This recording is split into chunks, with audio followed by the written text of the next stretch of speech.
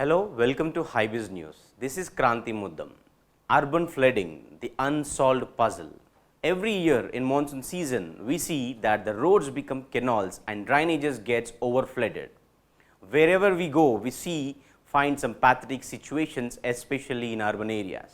As the monsoon hits cities, the roads in urban India around this time become canals even if there is moderate rainfall.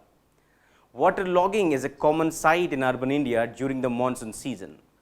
Urban flooding has also become increasingly common as a changing weather pattern resulted in more high-intensity rain in few rain days.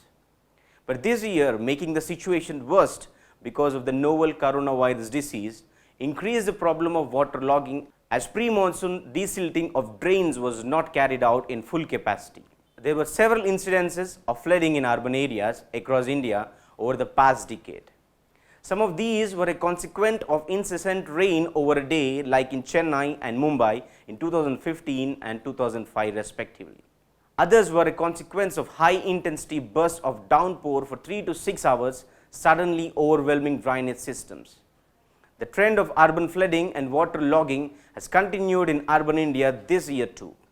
The recent and ongoing urban flooding in Warangal is the best example of urban flooding and waterlogging, where the people of Warangal is experiencing the effects of heavy rain slashing their lives. Wherever we see water have logged in colonies, houses and roads, and the drainage started looking like canals. The average rainfall recorded is in Nallabelli Mandal in Warangal rural district recorded 27.02 centimeters.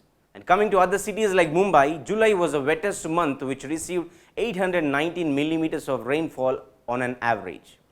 This resulted in widespread flooding of roads and buildings in the city, with motorists wading through knee-deep water.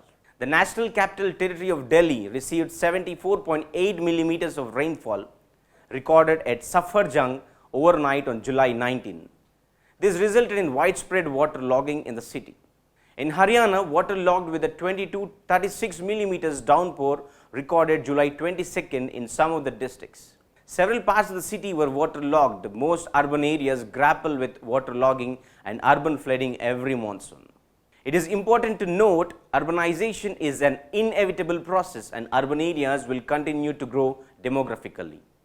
The cities are considered as the growth engines of country's development, but the collateral damage emerging out of these expanded cities and urbanization is a result of the breakdown in natural systems. Urban areas, however, generate high volumes of polluted runoff, often resulted in the breakdown of urban drainage system. In such a case, even moderate rainfall events can lead to the flash floods in low-lying areas and can overwhelm drainage systems of cities.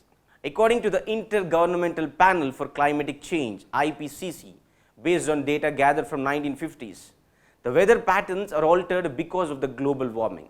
There is a change in some climate extremes in terms of precipitation. It is likely there was statistically significant increase in the number of heavy precipitation events. Projections reveal a significant increase in mean monsoon precipitation of 8% and a possible extension of monsoon period. Deficiencies need to be identified under several structural and non-structural dimensions related to the urban stormwater management. Cities were not planned keeping in mind stormwater management. In most cases, development control regulations in master plans do not provide for runoff control measures. The problem of waterlogging and urban flooding has been increasing day by day because of unplanned growth of population in the cities, where people migrate to these areas for their livelihood. As the governments are unaware of these slums and the planning of the cities is not as per the increased population.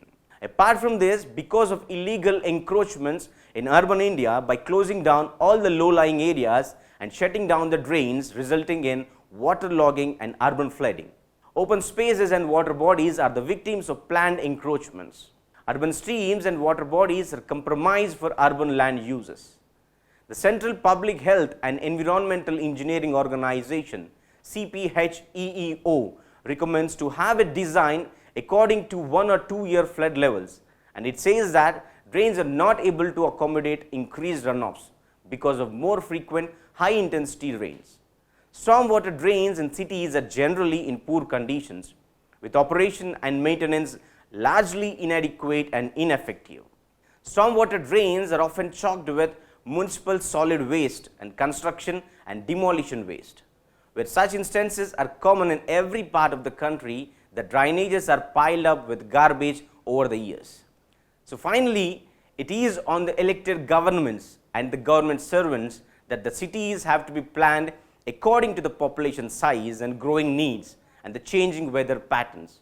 And it is also important that the people act according to the norms which safeguard the environment.